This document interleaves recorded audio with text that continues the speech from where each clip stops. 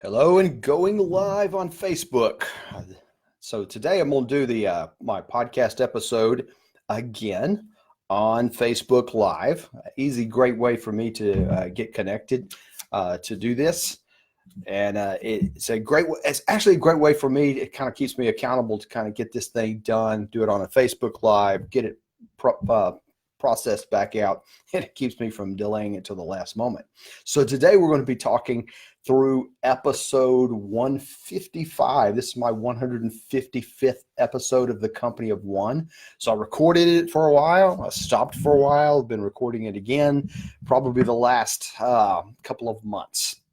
And so we're going to stick with this because I keep getting people asking me for the kind of things that we're doing here at the Company of One. People asking me for to answer questions, and to talk through issues related to starting companies, growing your influence, basically growing your income. And the things that people want on their jobs, they want freedom. They want freedom. As a matter of fact, in the book Drive, Daniel Pink talks about the three things that we want. Freedom, he calls it autonomy, is the number one thing that people want. Once you hit a certain salary range, other things don't matter so much to you. So today we're going to talk about the 5 things or 5 ways to grow your income without leaving your day job. So this is episode number 155 of the Company of One, and let's just jump in and get started. So first and foremost, here's the thing that I find most of us do. I've been guilty of it. Have you been guilty of this, where you're waiting for somebody else to tell you it's time to get a pay raise? I hear this all the time, like as soon as I get promoted to the new position, as soon as the pay raise is through, maybe I will get an annual bonus. And we're waiting so often on a decision as to when we get more money in our pocket. And that's okay. We want to be rewarded in those ways. We want those kind of things to happen. Oh, the one I love so much is we're waiting. What an insane way to save money, but this is the American way. If we do that in every other country, maybe other countries don't give tax refunds. They just take it and keep it. But we need to quit waiting. I want you to quit waiting. I don't like to wait, and the reason is that puts you out of control. That makes you the servant to the person that you're waiting on. Now, it's okay to be serving other people, but not to be the servant, where you are expecting them to take care of you. So we're not waiting on a raise. We're not waiting on a promotion. We're not waiting on the IRS to send us our money back if they so decide to. We're not going to wait on any of those kind of things. How can you increase your income while keeping your day job? This isn't about going off and quitting your job. This is about how can you do this and keep a day job. So 5 ways to do that. Number one thing, we've talked about this a couple of times, we see this all the time, is the side hustle. We're hearing about it called the gig economy, side hustle, whatever you want to call it. As a matter of fact, that will fall under several things that we're doing that we'll be talking about today. There's no easier, faster way to start increasing your income than just jumping on doing a side hustle. Side hustle is anything that you can do to bring in extra money, such as teaching others. A lot of what we do at the Company of One, a lot of what we do with our company, our homeschooling company, is about teaching other people. Not quite as much as the homeschooling company, but a lot of what we're doing with the Company of One, matter of fact, what I'm doing at the university is I'm teaching other people how to do things that I don't know if I'm good at, right? Because a lot of times we don't think we're good at things. You probably don't think you're good at things. You probably just think things maybe come naturally and you are okay at them. But here's the clue. When people keep asking you for help, I get phone calls constantly about, and it's, hey, can we go have coffee? Can we go have lunch? Can I bend your ear? Can I ask you questions? And they're about can you help me start a business? Can you help me grow my business? What do I need to do to start a business? How much money do I? And I get these questions all of the time. So there's one clue that you've got something that's teachable when people consistently ask for your advice in a specific area. So that's one area that happens for me. Nobody asked me help about doing plumbing. There's probably a reason for that. So what you're looking for is, where do people ask for your advice? What are some things that you just enjoy doing? And there's probably a connection. So that's the easiest way to do, is just to teach others. We see people doing this on things like Udemy. We'll talk about that in just a minute. But you can just say, hey, I'll teach you classes. I'm seeing a lot of people teach classes over Facebook Live, over Zoom, over technologies where I can just be here live, one-on-one with you. You're paying me something. I'm teaching you language skills. I'm teaching you how to do projects. I'm teaching you how to fix things, whatever it is, whether it's group or whether it's a Facebook, whether we see this all the time. And we'll talk about a couple of these others. The other though thing that's related there is providing a service that's in something that you love to do, because they're both the same thing. Starting a side hustle, doing something you love, providing a service, pressure washing. So I gave an example of one of the guys that's part of our graduate program that just kind of enjoyed pressure washing. It was that relaxing thing for him. And he got out and started pressure washing, doing the neighbors. And he's now got a flourishing business. He made 20 something, 22, 25,000, I forget the number, pressure washing primarily on the weekends, because he has a day job, right? So he made a significant amount of income, and now he's growing that, just focusing on pressure washing. We see other people doing lawn care, dog sitting. We see organizing kitchen. Just yesterday, I was sitting and talking to somebody. They started making cakes because the lady, her husband, makes cakes, and he kind of enjoys it. It's fun for him. And so she started selling the cakes, and he was like, well, after 5 cakes, no, I don't want to do this anymore. And then she brought home the money. I forget how much she said she charged, but it wasn't cheap. And he decided making cakes was not such a bad thing after all. So now they're in the cake making business. And you see this all the time. And this is the classic of, we overcomplicate everything. And it's shocking how many people overcomplicate the idea of making money. Just providing a service, providing something for other people, and they will pay you for it. It's not that complicated. People come to me and they're asking me about business license. They're asking me about investment capital. How do I raise venture capital? All these crazy questions. And a lot of times they don't need any of that. They just need to start serving other people. The great way to start that side hustle, though, is just doing things that you love to do. Another fun thing, though, that I'm finding more and more people are doing, this is something I'm not that good at, is just sell stuff. And I mean Craigslist, Facebook Marketplace, Etsy. So there's a friend of mine, he says he just goes around the house with his iPhone. He sees something that's, they don't use anymore. He snaps a picture, posts it on Facebook real quick, or on Facebook Marketplace, or he used to do Craigslist. Boom, it is for sale. And just selling all kinds of stuff. There's a gal that I work with at the university, and she needed to generate an extra money, was moving out of the house, generated a significant amount of money in a short period of time just by using Facebook marketing, Facebook Marketplace, I guess that's called. See, that shows you how much I know about it. The Craigslist is another great thing, but we see this also on eBay. Just selling stuff that you have. Just think about all the junk you have laying around, right? And we bombard ourselves every Christmas and birthday and holidays with new stuff and new junk. And so you got all this junk coming in. Just start selling some of it. Now, I warn you that selling stuff on the side can become habitual. I have multiple friends that I've helped start selling things, and they started selling things on the side, and it became a full-time gig for them, that they began to sell products and services on the side. So one guy, he was out of a job. He needed a little bit of extra money. And he started selling stuff on eBay and then on Amazon. And then he got so into it that he started, he was flying to China to buy the goods. And this is what he does for a living. The last time I ran into him, he's like, I'll never go back to the corporate world. This is it. I'm having a blast selling stuff. So, but you don't have to be that want some extra income, find that junk that you don't need, that set of golf clubs that you don't remember the last time you've used them.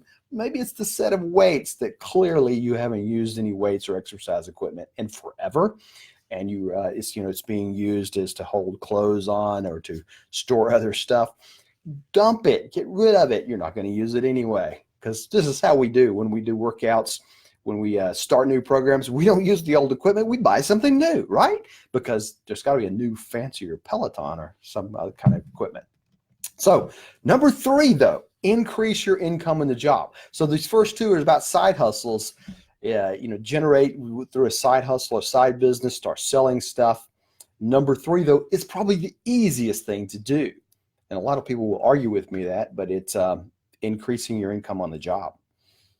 It's the easiest, not necessarily the fastest, but it is something that you can do. Finding out what really matters. As a matter of fact, I spend a lot of time with people helping them increase their income on the job by and without leaving their job, without getting promoted, some do that, but a lot of them can increase their income while they sit at the same desk and learning how to add value. That's what the Company of One thing is all about. Right? How do you take charge of your company of one? So you finding out what really matters, adding more value, taking on a role that someone left behind. We see in companies all the time that we've lost people. Maybe they've moved on. We've fired someone. We've got open positions, and they stay open for the longest time. And especially right now when it's really difficult to hire people. I mean, you can't attract people because they're already working. And it's challenging to find good people right now because, hey, this is a great problem to have, except if you're the employer. So you got all these open positions, these unmet needs inside of companies, and you're sitting there, take on the role. Go and just have a conversation with the boss and say, hey, we got this open position. I would like to take on the role if I can get promoted, if we can restructure it and me make more money. This happens all the time. You may not think that happens all the time. That happens all of the time. That we do this at the university constantly, restructuring positions based upon the needs that we have. And sometimes it's because of an open position, right? So you have an open position and you go talk to the boss. Now, the boss, by the way, might not just pony up to the table and say, we're going to promote you. You might have to prove yourself first. That's okay. That's why I said it's not a fast ticket. But I've seen a lot of people create their positions in the companies by taking on roles that there's this void. And sometimes it's not an open position. Maybe there's something that needs to be done inside the company that everybody kind of knows about, but nobody's stepping up to own it. Boy, do I see this all the time. That I've sat around meetings when all we do is we talk about the things that need to be done, and nobody will step up and say, I own it. I take charge. Let me have it. Let me run with it. That's the kind of thing that can work. So finding ways to bring more revenue in at work, finding more ways to cut cost at work, these are all great ways to help you become more valuable. In the book, I Will Teach You to Be Rich, great title for a book. So I'll put a link to it in the show notes, which is at DaleCallahan.com/155. Probably should have said that. DaleCallahan.com/155. So he talks about how to do this, how to get a pay raise at work, and just the conversations that you should be having. But it's essentially what we're talking about, just taking charge, adding more value, understanding, and being able to communicate that you add more value to the boss. I mean, people pay for what they value. And if you provide more, they are willing to pay more. It's not that complicated. So this is the Company of One method. I'll also put a link back into episode 130. that says how to increase your income without working any harder or any longer. It's a very popular episode because everybody loves that. I want to increase my income without, delivering pizzas at night without working harder or longer. So we'll put a link to both. I Will Teach You to Be Rich, and that episode number 130 there in the show notes. So number 4, start freelancing. This one sometimes gets people a little worried because they're thinking, well, my boss will fire me if I freelance. That's probably not true, except in some rare occasions. Obviously, you need to make sure you're above board, but you have skills. Let's say I'm a software developer. That's what I do at work. Or I used to be a software developer, and maybe I'm now a head of a software development team, but I kind of wish I had my fingers back in the coding. Again, I see this one all the time. I've even been guilty of this one. Programmers, software people, I've seen them earning 20, 30, 40, 50, up to $100,000 on the side, kind of doing things on the weekend. Grant writing. There's a friend of mine, he paid off all of his college loans by writing because he was good at grants. That's what he does for the university. And so he would write grants and help other people develop grants on the side and help write those things up and get paid for it. These were both done, or these kind of examples are done on sites like Upwork. There's lots of different sites where you can do freelancing. Grant writing.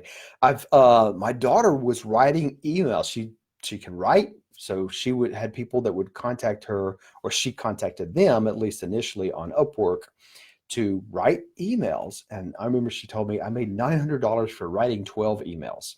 The easiest money I've ever made. Well, it was to her the easiest money she's ever made, but the person who paid the $900 was a valuable thing they needed, because they needed those kind of things done. So if you can just write emails, especially these marketing emails, that's awesome. And a lot of times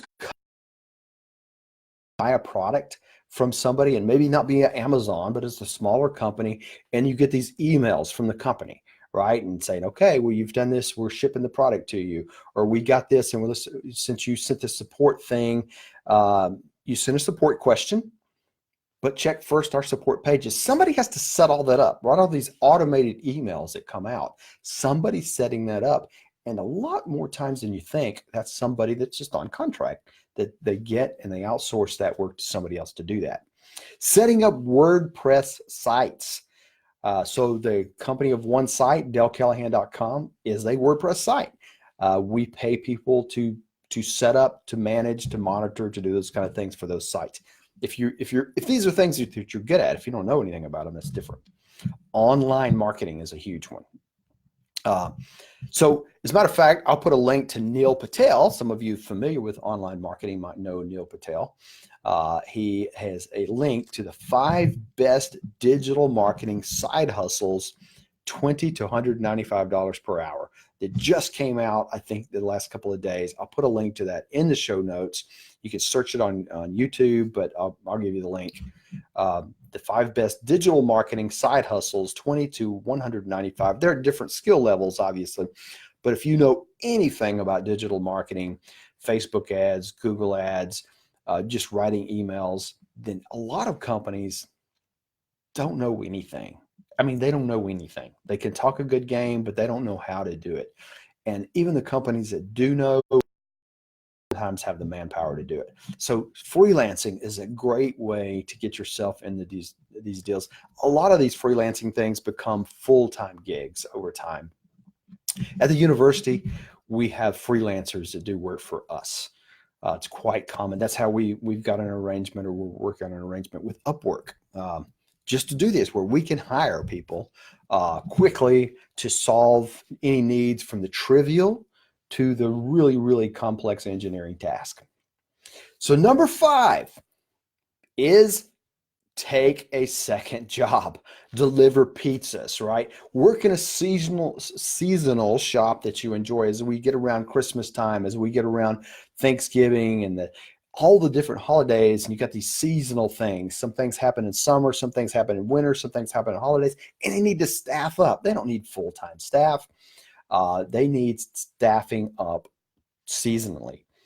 Those are great ways to generate extra income. Help a company that you like to buy from. This is the one I really like. Let's say you go to a bike shop, you're a mountain biker, and you're always in the bike shop because you just buy this guy's stuff all the time. How awesome would it be when he or she needs some help that you are the person they contact, right? And you go in there and you help them do their job. Because these people you buy from and you've established relationships with, and you have expertise in their subject because you know their products and services so well, they would be the great types of people to go make a deal with and say, let me help you out, either on contract, maybe it's a freelance, maybe you just go to work for them some. Help a friend grow their company is also, I see that one a lot. You see that a lot of these online people that have companies, they start out and they start out shipping stuff, and it's, one or two things, and it becomes 10, it becomes a little overwhelming for just one person. And so some friend of theirs they come along and they say, well, I'll take care of the shipping for you, and you keep working on creating content or making the products and services, whatever. And then you join their basis. Again, that's a thing that's fun. You can be working with somebody you enjoy working with. You can provide them a service, and they can grow into full-time gigs. So the main point here is, don't let someone else hold your income and your ability to raise your income at hostage. You have the control to increase your income. It's not anybody else. It's not your employer's fault that you don't make more. It's not the economy's fault. My goodness, the economy's booming. It's not the economy's fault that you're not making more money. You just have to figure out ways to do it. Don't wait on the job. Don't wait on your boss. Don't wait on pay raises. Certainly don't wait on the IRS to give you their big giant tax refund that you might or might not get. It's a terrible way to save money. So again, let me just recap. Starting a side hustle, doing something you love. Number 2, selling stuff. That junk, get it out of there. Number 3 is increase your income on your day job. The easiest, the most effective way to do this. Number 4 was starting to freelance or doing some freelancing kind of work. And related to that would be number 5, taking on a second job. So hopefully these ideas give you something to think about. But again, the main thing to remember is for you to take charge of your income, and don't let somebody else tell you when you should be making more money. You just go do it. Have a great week. Talk to you next time.